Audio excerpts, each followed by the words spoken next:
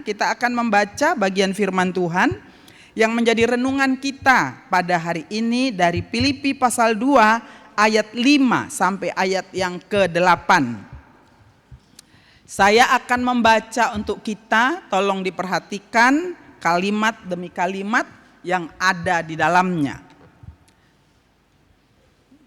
Filipi pasal 2 ayat 5 sampai ayat yang ke-8. Demikian firman Tuhan.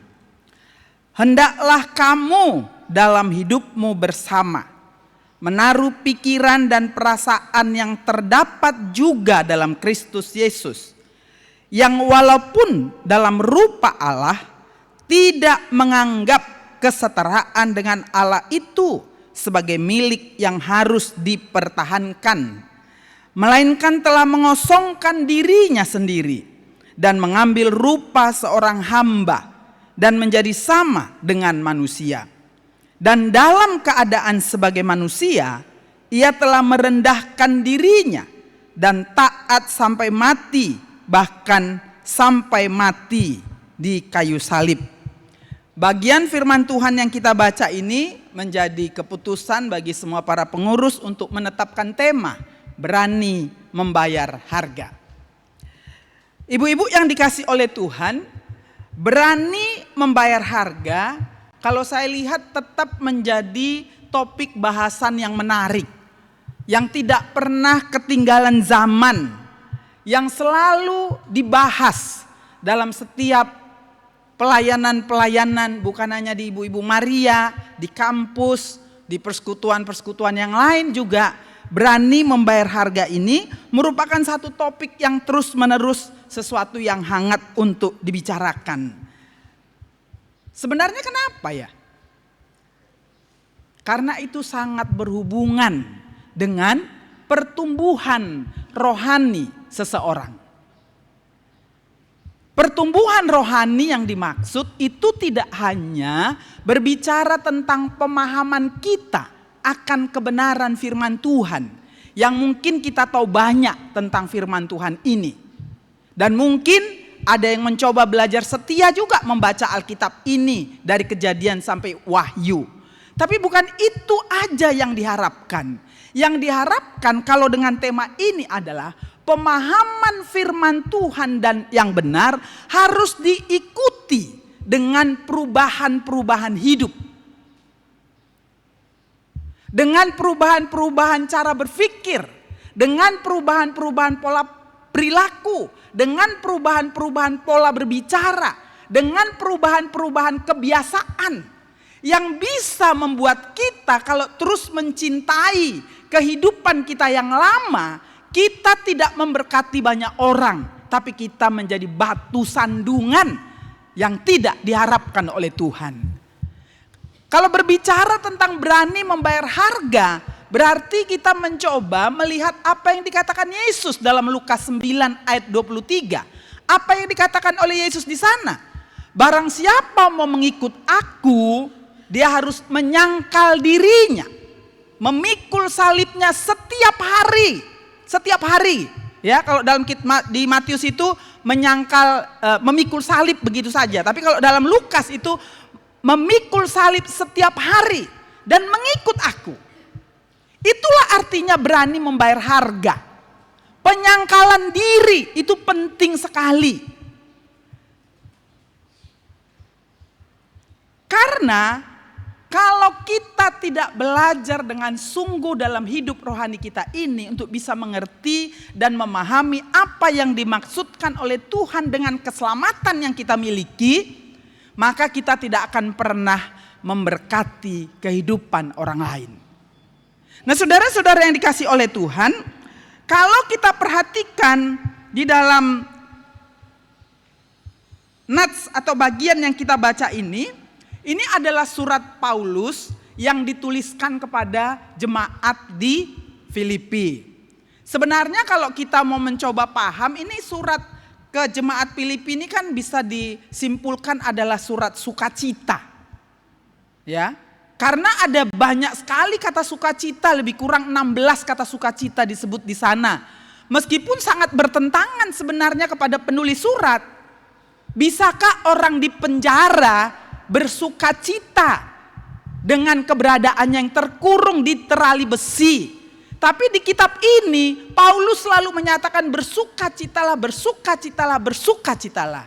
Tapi ternyata ada masalah serius yang terjadi dalam jemaat di Filipi ini, yaitu orang-orang percaya dalam jemaat masih hidup di dalam keegoisan yang luar biasa, kesombongan, ambisi pribadi yang bisa menyebabkan perpecahan dalam jemaat.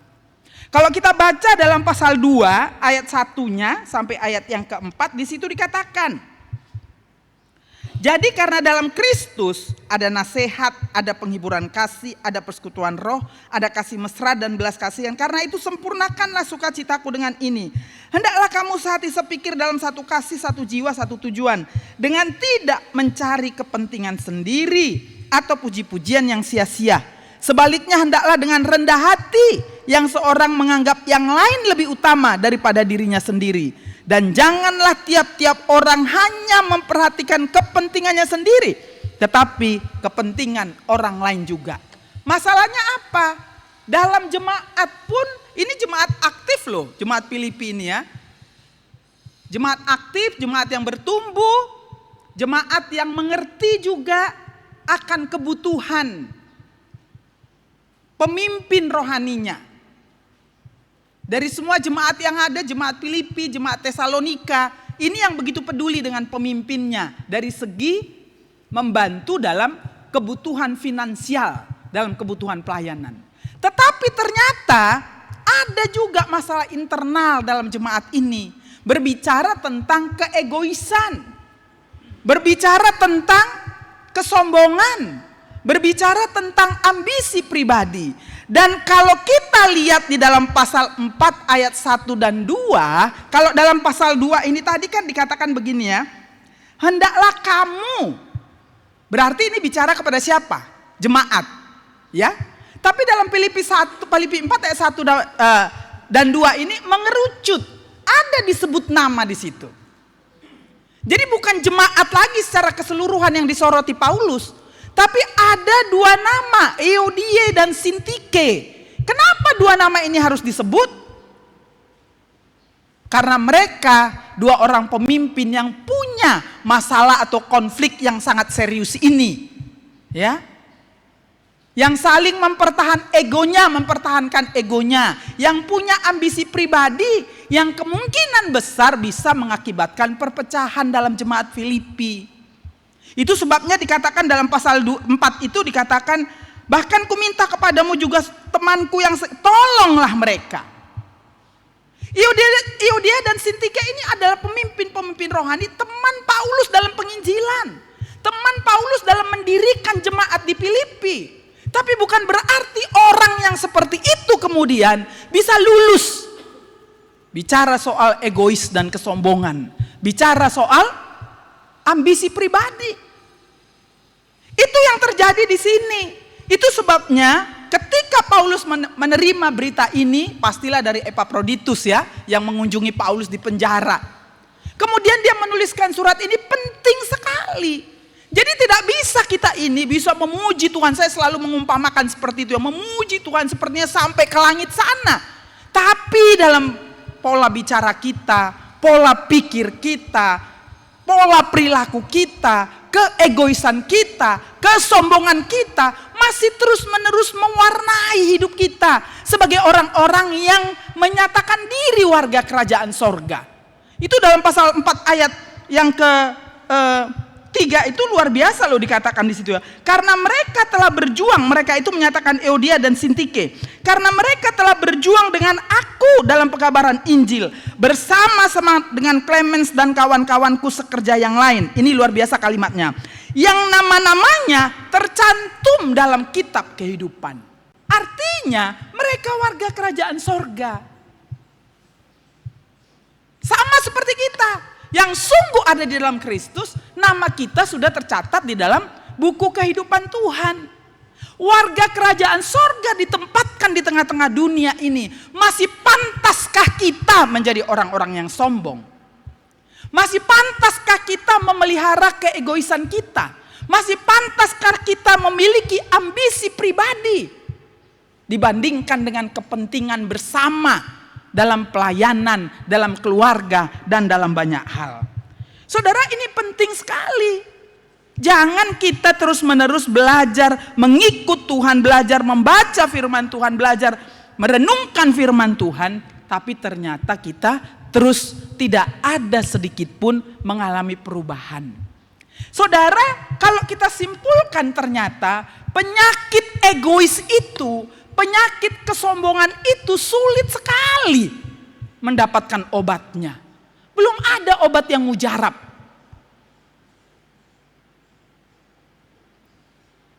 Yang bisa menyelesaikan. Sulit sekali dibasmi. Sudah begitu berakar kuat. Sangat membutuhkan terapi yang tepat.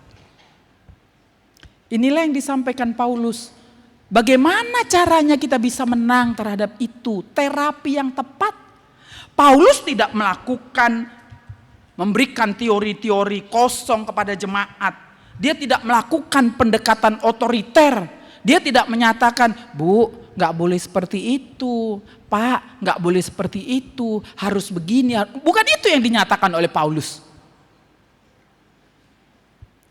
Jadi saudara yang dikasih oleh Tuhan, apa yang bisa kita lihat dari sini? Supaya kita bisa betul-betul, ya paling tidak prosesnya nampak lah gitu ya. Prosesnya kelihatan lah. Jangan terus-menerus seperti itu. Kalau kita lihat di sini memang Paulus langsung menjadikan Kristus sebagai teladan yang sempurna untuk menyelesaikan perkara ini.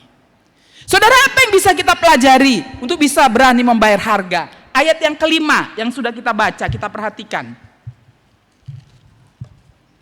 Ya, di situ dikatakan ayat yang kelima, hendaklah kamu dalam hidupmu bersama. Kita hidup sendiri-sendiri atau bersama sekarang? Bersama ya. Jadi yang diminta apa ini? Hendaklah kamu dalam hidupmu bersama. Berarti semua toh? Nggak ada terkecuali ya. Pengurus, pelayan, peserta, istri, ibu. Yang ada dalam komunitas. Komunitas kecil kah itu? Komunitas di gereja kah? Kita ini kadang-kadang di gereja-gereja kita pun belum nampak kalau kita ini adalah warga kerajaan sorga. Masih sama dengan yang dulu. Waktu kita belum ketemu sama Tuhan Yesus. Bagaimana kita berhadapan dengan anggota jemaat gereja kita? Mungkin senyum pun gak pernah ya. Say hello pun gak pernah ya. Datang diam, pulang diam. Cuek sama sekali. Itu hal-hal yang praktis.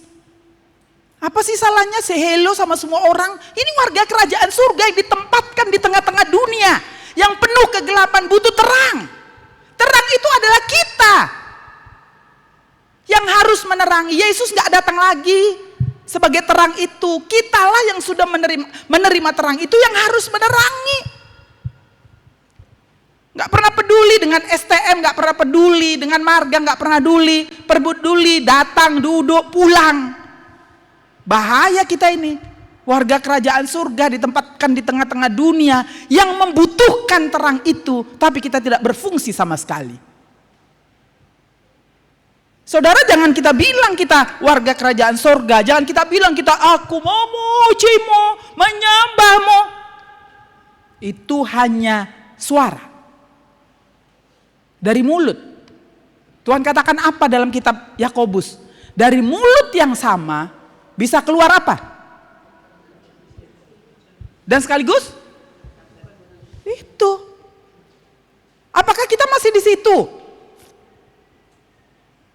Saudara, yang pertama dikatakan apa yang bisa kita pelajari dari sini? Ayat 5. Memiliki atau mengadopsi pola pikir Kristus. Di situ dikatakan hendaklah kamu dalam hidupmu bersama menaruh pikiran dan perasaan yang terdapat juga dalam Kristus Yesus. Saudara yang dikasihi oleh Tuhan, pola pikir, kata dasarnya itu dari bahasa aslinya proneo, ya. Tapi karena teks ayat 5 itu, maka pola pikir itu disebut proneite. Apa artinya? Kata itu dalam bentuk perintah, ya. Jadi tense-nya itu adalah imperatif present aktif. Artinya hendaklah itu perintah untuk kita lakukan terus-menerus memiliki pola pikir Yesus itu. Jadi bukan hanya waktu kita dalam persekutuan, halo apa kabar Bu? Di sana nanti kita ketemu di pesta sana sama orang yang mungkin satu meja sama kita, ya, menggosip lah, menceritakan yang lain lah. Bahkan mungkin menceritakan, ditengok makanan-makanan ini kan. Dak tabu. Lupa kita yang sebelah kita itu belum kenal Tuhan.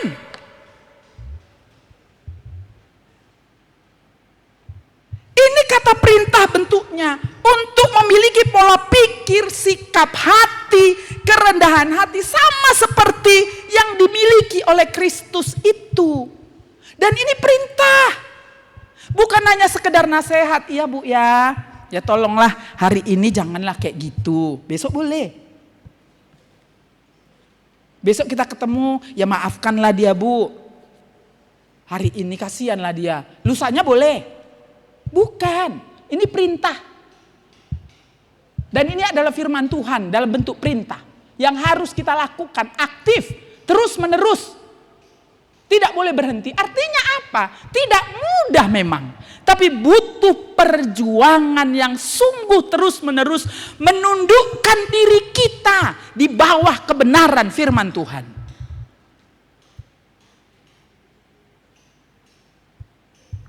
Saya yakin, seyakin-yakinnya, kalau kita ini semuanya punya kualitas komunikasi yang intim dengan Tuhan, disoroti enggak sih kita? Dievaluasi enggak sih? Atau lewat begitu saja? Ya udahlah, hari ini Tuhan bicara soal ini, selesai. Tidak ada sesuatu yang berbicara kepada kita yang Tuhan menyatakan pesannya hari ini, bertobatlah tentang ini. Lewat begitu saja. Hendaklah kamu memiliki pola pikir Yesus.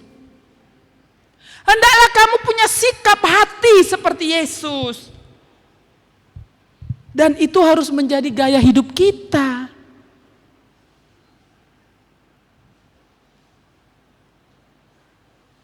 Pola pikir kita, pola bicara kita, sikap, itu harus menjadi gaya hidup. Gaya hidup yang bisa memberkati orang lain. Ya kadang-kadang sedih ya, bisa juga mungkin kita nggak pernah absen dalam hidup, dalam persekutuan Ibu Maria ini ya. Tapi tetap aja, gitu juga aku tengok orangnya Kak, nggak ada berubahnya. Kan sedih awak mendengarnya. Dari dulu sejak dia aku kenal kayak gitu orangnya. Ya sampai kayak sekarang gitu juga. Sombongnya bukan main. Ya, egoisnya bukan main. Bahaya kita sayang. Kita harus bertanggung jawab sama siapa? Sama siapa dalam hidup ini? Sama Tuhan. Saya yakin kok kita ini kenal gak dengan diri kita masing-masing? Kenal ya, meskipun lebih sempurna Yesus mengenal kita, kan gitu. Saya tahu dan yakin kok, pasti kita tahu, saya ini masih egois gak? Saya ini masih butuh dipuji gak? Saya ini kalau dipuji, gak dipuji sakit hati gak? Saya ini masih sombong gak? Kenal gak? Tahu gak ibu-ibu? Ada tahu gak itu di dalam diri kita? Ada atau sudah selesai? Tahu kan? Gak mungkin gak tahu. Hendaklah pola pikir Kristus itu, sekali lagi itu bentuknya perintah. Yang kedua, apa yang diterjemahkan kemudian hendaklah kamu memiliki pola pikir Kristus. Yang kedua dari ayat 6 sampai ayat 7a dikatakan begini, yang walaupun dalam rupa Allah tidak menganggap kesetaraan dengan Allah itu sebagai milik yang harus dipertahankan, melainkan telah mengosongkan dirinya sendiri. Saudara, yang kedua, tidak mempertahankan status. Kristus itu Allah atau setengah Allah atau manusia? 100% ya. Oke, sudah pemahamannya sudah benar. Di sini dikatakan dia setara. Yang walaupun dalam rupa Allah tidak menganggap kesetaraan. Dia memiliki hakikat, memiliki sifat, memiliki esensi yang sama dengan Allah. Morphe theo, itu yang disebutkan dalam bahasa aslinya. Tapi dia tidak mempertahankan dirinya sebagai Allah. Dia rela melepaskan hak-hak keilahiannya supaya tujuan Allah yang dipercayakan kepadanya itu bisa kemudian tergenapi. Ibu-ibu yang dikasih oleh Tuhan, ya masih jauh lah Paskah, tapi pasti kita masih ingatlah dikit-dikit. Kira-kira waktu Tuhan Yesus di Taman Getsemane, kemudian banyak lainnya orang-orang yang disuruh ahli-ahli Taurat, pemimpin-pemimpin agama bawa pedang dan pentung untuk menangkap Yesus. Kira-kira Yesus bisa nggak sih mengusir mereka? Apa yang tidak digunakan di situ? Apa yang tidak digunakan oleh Yesus di situ? Hak-hak keilahiannya diabaikan, mengosongkan diri. Itu maksudnya. Diabaikannya, dikesampingkannya. Tidak digunakan itu. Waktu dia digotong-gotong, kemudian mau disalibkan, diembus saja bisa kok, hilang terbang semua itu orang-orang yang di situ. Tapi itu tidak digunakannya, ibu-ibu yang dikasih Tuhan. Walaupun dia setara, tujuannya cuma satu, mencapai tujuan Bapaknya. Dan di ayat yang ke-7 dikatakan, melainkan telah mengosongkan diri, kenosis, kata kerja keno, membuat kosong. Menunjukkan kerendahan hati yang radikal, yang ekstrim. Jadi mengosongkan diri itu artinya mengesampingkan, mengabaikan hak istimewanya. Meskipun tidak kehilangan keilahiannya, tapi itu tidak digunakan meskipun dipancing.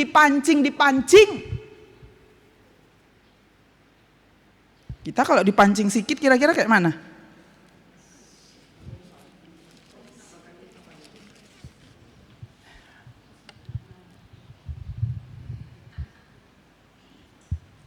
Dipancing sedikit aja, sudah tidak bisa menahan diri.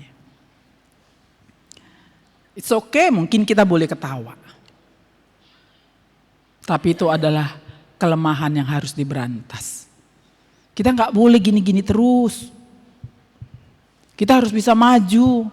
Saya selalu katakan di kelompok-kelompok saya, kita nggak tahu loh kapan lonceng berbunyi. Kalau belum tercapai kira-kira tujuan Allah bagi kita, lonceng sudah berbunyi. Lalu kita kapan nyesalnya, nggak ada lagi. Kita perjuangkan, kita maksimal dalam hidup kita ini. Tidak mempertahankan statusnya. Dia menolak menggunakan keilahiannya untuk mencapai atau untuk menyenangkan dirinya. Kalau dia mau egois bisa nggak dilakukan? Bisa, tapi kita semua masuk neraka. Karena keselamatan kita sangat bergantung kepada ketundukannya kepada perintah Bapaknya. Mengosongkan diri. Apa yang masih kita pelihara? Ibu-ibu kalau soal kekayaan, sebentarnya itu. Meninggal kita nggak tahu pun kita pernah punya giwang, pernah punya baju hitam-hitam seperti ini, nggak tahu kita. Kita meninggal entah dibuang pun semua baju-baju kita itu, ya kan? Entah diambil orang pun kita nggak tahu. Apa yang mau kita pertahankan? Kepintaran kita? Kalau kepintaran kita itu menjadi kesombongan bagi kita, apalagi kecantikan kita, kehebatan kita, mana yang mau kita pertahankan?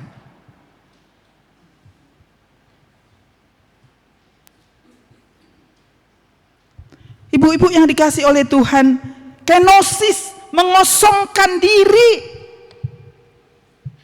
itu menjadi landasan teologis utama bagi kerendahan hati. Gak ada lagi yang lain. Landasannya itu mengosongkan diri Yesus, itulah. Dia mengosongkan dirinya, itu kalimatnya ya. Melainkan telah mengosongkan dirinya dengan sukarela.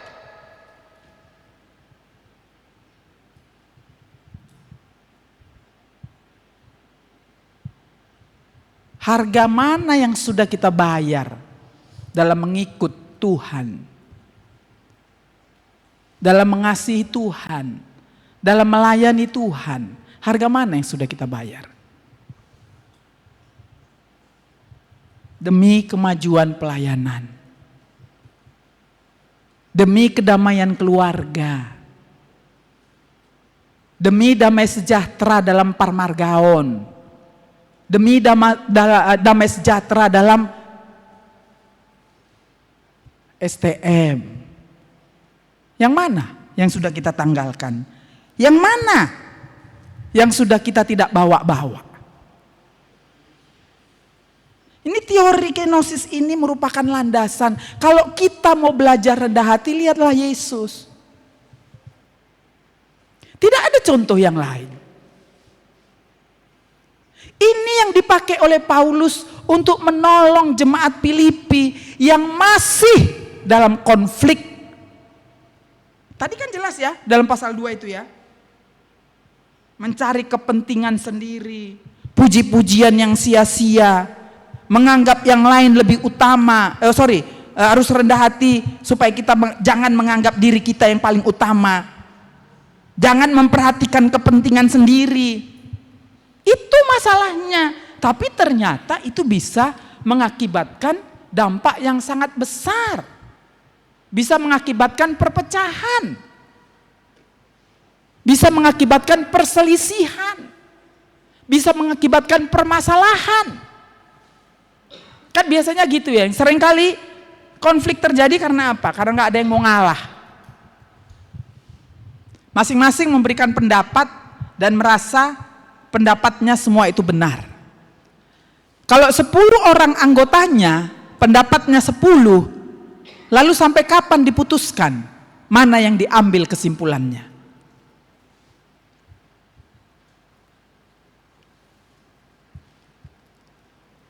Kalau kita sudah coba memberikan penjelasan, kenapa latar belakangnya ini, maka saya mengusulkan ini. Kalau sudah tidak diterima, sudah dijelaskan, ya sudah.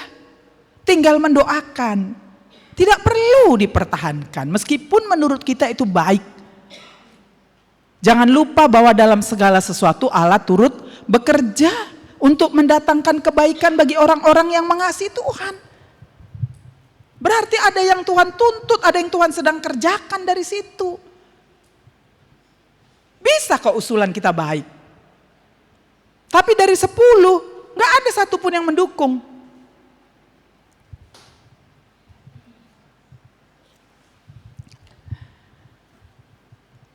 Saya di gereja itu komisi pemuritan dan konseling. Saya udah ngomong sama pimpinan, waktu itu yang masih ada itu KTB di kaum ibu-ibu. Pemuritan, bukan KTB, pemuritan. Ya. Dari pemuritan itu banyak orang yang kemudian datang kepada Yesus. Saya terus doakan, saya udah perjuangkan bicara dengan gembala, bicara dengan orang-orang senior untuk kelompok yang lain, tapi mereka selalu bertahan. Dan saya selalu berdoa, Tuhan tolonglah pemuda ini pun supaya bisa paling tidak 1 kali ibadah, 1 kali kelompok kecil. Tapi juga nggak ada respon. Tapi ibu-ibu tahu nggak cara Tuhan menjawab? Bagi saya luar biasa cara Tuhan menjawab. Bulan 9 yang lalu kami ada retreat, ya lewat Prapat sana Utajulu sana itu ya. Nah setelah retreat itu langsunglah di situ dibentuk 8 kelompok pemuritan. Itulah hasilnya. Itulah yang akan dimuridkan setelah pulang ke Medan. Itulah cara Tuhan menjawab sehingga di pemuda itu sekarang sudah ada kelompok pemuritan. Jadi kadang-kadang kita ngotot harus ini tapi orang gak setuju. Tuhan tahu kok kerinduan kita. Saya selalu katakan tanpa pemuritan sulit untuk bertumbuh. Apalagi dalam perubahan karakter, sulit. Jadi ibu-ibu yang belum masuk dalam kelompok pemuritan, masuklah. Meskipun harus tetap diperjuangkan, yang lain belum begitu aktif jalannya kelompok kecil. Kalau disuruh mimpin kelompok kecil asal ada waktunya, saya lari 10 kaki pun saya mau. Karena tanpa itu orang sulit untuk bertumbuh. Kalau menangkap gini aja nggak diskusi kan susah. Berapa persen lah yang kita dapat nanti? Tidak mempertahankan status kita. Siapa kita? Istri bos?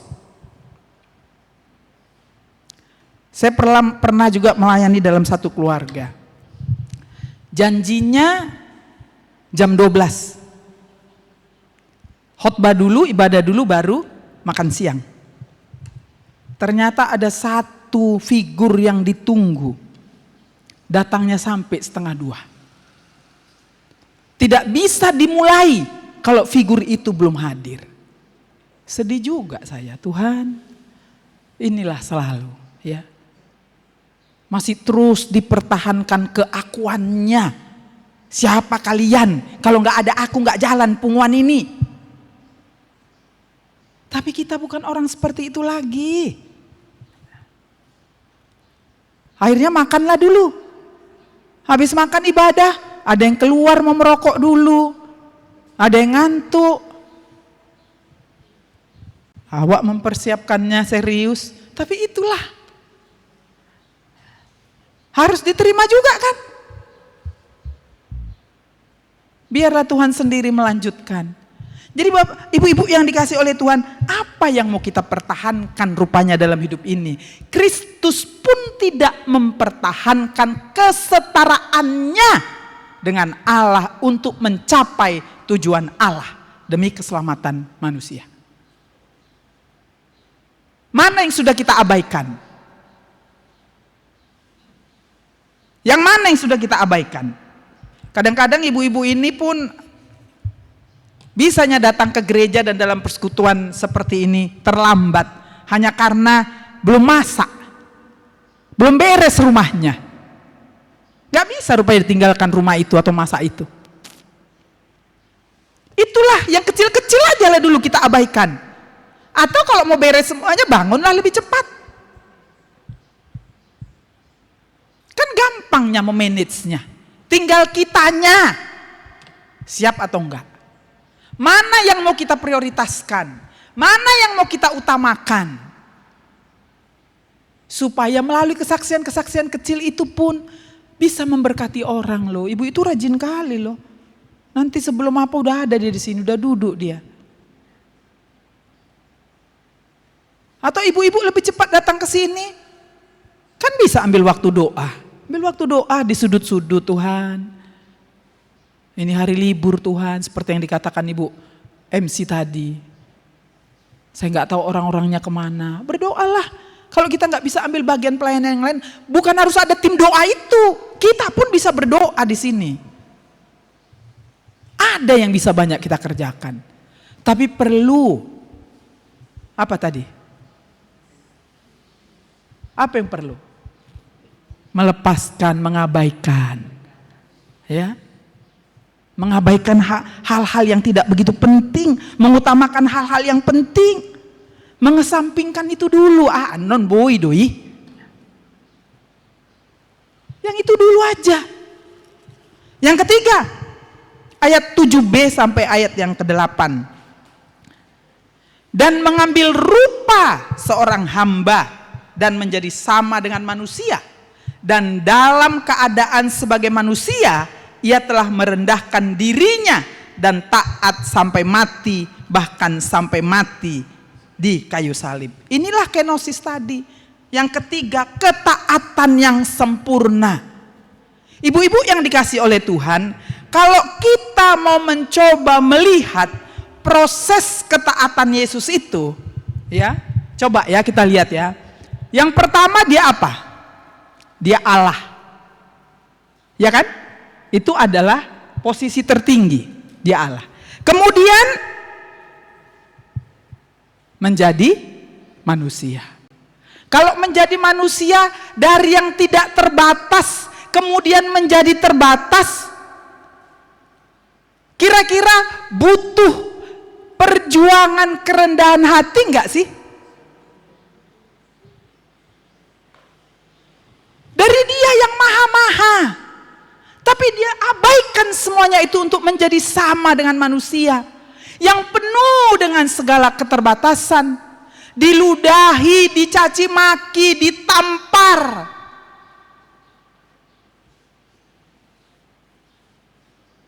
Tidak diresponnya. Setelah jadi manusia apa?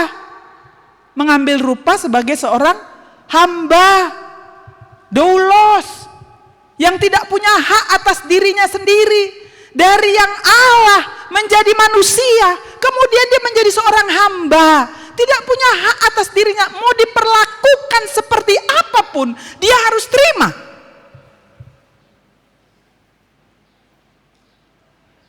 Kita belumlah sampai di situ ya. Udah atau belum? Belum. Ya. Kalau hamba dalam zaman ini mungkin gak ada lagi. Yang ada ART. ART biasanya ada gajinya ya. Pastilah ada gajinya. Dia jangankan digaji, dia pun tidak punya hak atas dirinya sendiri. Mau diperlakukan apa saja dia nurut. Dia ikuti, dia lakukan. Sekali lagi supaya tujuan Allah tergenapi. Dan yang terakhir apa? Mati di kayu salib. Bapak Ibu tahu nggak sih? Mati di atas kayu salib itu adalah mati yang sangat hina. Mati yang sangat memalukan.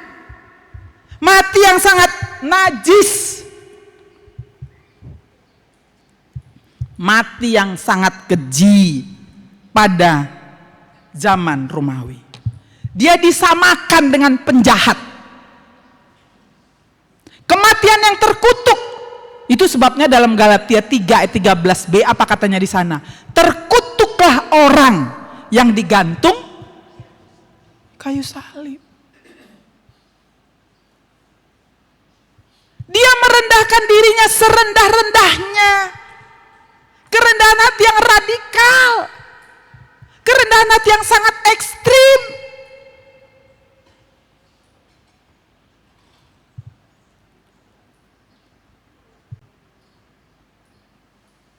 Lalu kita bagaimana?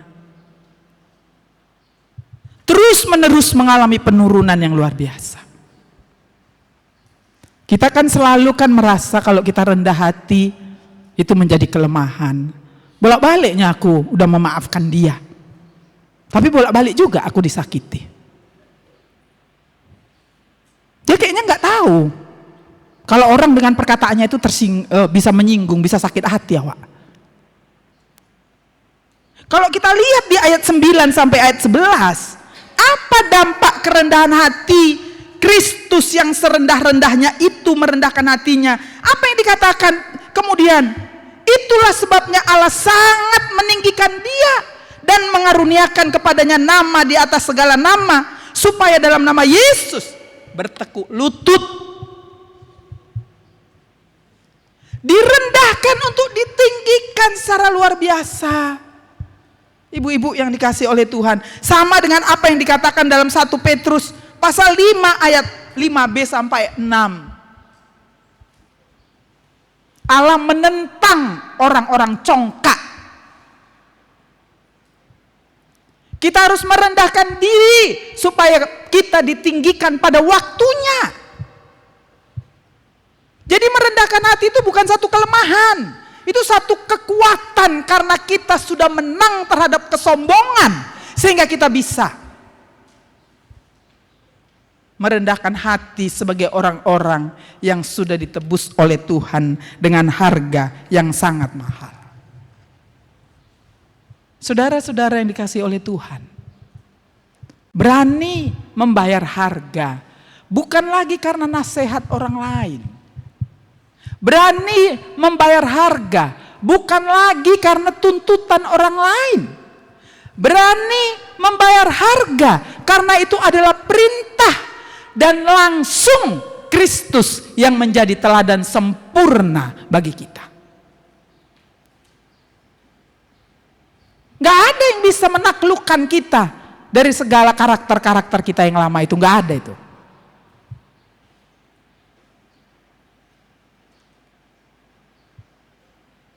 Seringkali pun dalam persekutuan, ya saya nggak tahu ya, kadang-kadang banyak, kadang-kadang sedikit. Yang banyak ini kenapa, yang sedikit ini kenapa? Ya ibu-ibu yang hadir hari ini, kalau bukan karena sakit atau bukan karena urusan yang sangat penting sekali yang tidak bisa ditinggalkan, ya jangan absen. Di sini kita bisa bertumbuh. Kita hidup mau untuk apa sih? Tujuannya mau kemana? Kalau dibilang mau ke surga, semua mau. Kalau saya tanya ini, semua kita mati nanti mau ke surga enggak? Udah takut menjawabnya. Mau kan? Tapi ada tuntutannya juga. Kalau mau ke surga itu berarti kan karena kita sudah ditebus. Kita sudah jadi warga kerajaan surga. Kan saya selalu umpamakan seperti ini. Saya ada di dalam Kristus. Berarti surga sudah pasti menjadi milik kita. Karena Kristus sekarang ada di surga. Menyediakan tempat itu bagi orang-orang yang sudah ditebus. Tapi jangan lupa sebaliknya. Kristus ada di dalam saya. Betul gak? Kristus ada di dekat saya atau di dalam saya? Dalam saya. Apa yang dikatakan 1 Yohanes 2 ayat 6? Barang siapa menyatakan ia ada di dalam Kristus, maka dia wajib hidup sama seperti Kristus telah hidup.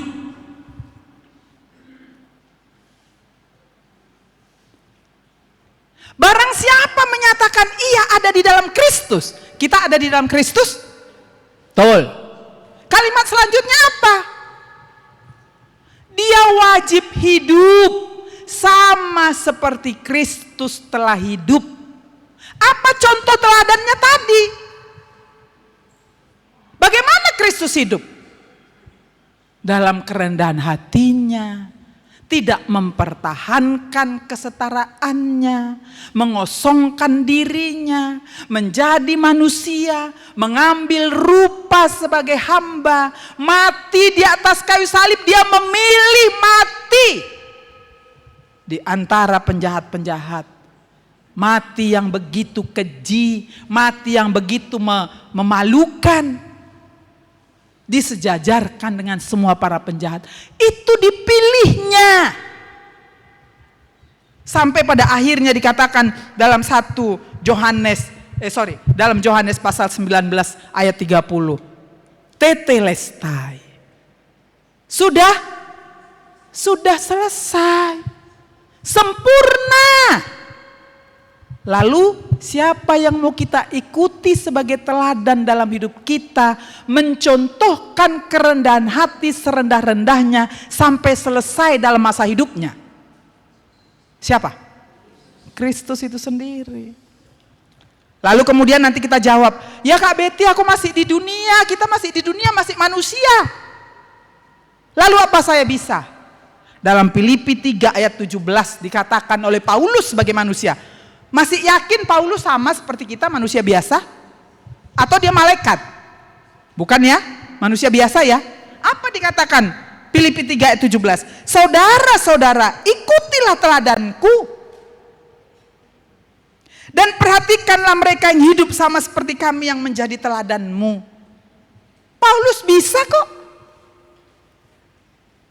Ikutilah teladanku. Artinya dia sudah mengikuti teladan Kristus. Dia bisa berhasil di situ.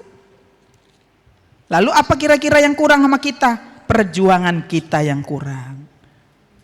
Kalau dalam 1 Korintus 11 ayat 1 dikatakan, jadilah pengikutku. Kunya di sini Paulus ya, sama seperti aku juga menjadi pengikut Kristus. Berarti berhasil toh dia meneladani tentang kerendahan hati, mengosongkan diri untuk tidak menjadi seorang Paulus yang punya embel-embel S3, doktor, yang punya ambisi pribadi yang luar biasa, membunuh semua orang-orang yang tidak mengikuti ajaran Judaisme. Orang yang mengenal Kristus diseret, dibunuh, perempuan gak peduli. Itulah ambisi, bukan ambisi lagi, udah ambisius yang bertentangan dengannya. Tapi bisa kok, tidak dipertahankan, melepaskan itu semua demi Kristus. Demi begitu banyaknya kalau kita baca dari 13 suratnya, orang-orang yang dimenangkan bagi Tuhan. Ibu-ibu yang dikasih oleh Tuhan, berani membayar harga. Siapakah kita? Tidak ada yang bisa kita pilih di sini, kecuali memilih untuk mentaati perintah firman Tuhan. Karena tujuan Tuhan menyelamatkan kita juga itu ya. Dalam Efesus pasal 1 ayat 4. Apa sih tujuan penyelamatan itu? Supaya kita kudus dan tak bercacat. Itulah tujuannya. Kalau kita kudus dan tak bercacat itu tujuannya lebih luas, lebih jauh apa? Tentu supaya kita bisa menjadi kesaksian bagi banyak orang yang masih dalam kegelapan. Ibu-ibu yang dikasih oleh Tuhan, kesimpulannya singkat saja. Apa kesimpulannya? Ya harus berani bayar harga seperti Tuhan Yesus, karena dia sudah melakukannya. Itu aja kesimpulannya. Jadi jangan mempertahankan dirimu, coba evaluasi, mana Tuhan? Di mana aku masih sombong, di mana aku masih ego, di mana aku suka mempertahankan diri. Kita dengar dulu orang bicara. Supaya kita semuanya pada akhirnya bisa mempunyai gaya hidup yang terus-menerus menjadikan Kristus sebagai teladan yang utama dalam hidup kita. Biarlah firman Tuhan memberkati kita semuanya. Kita berdoa. Bapa di dalam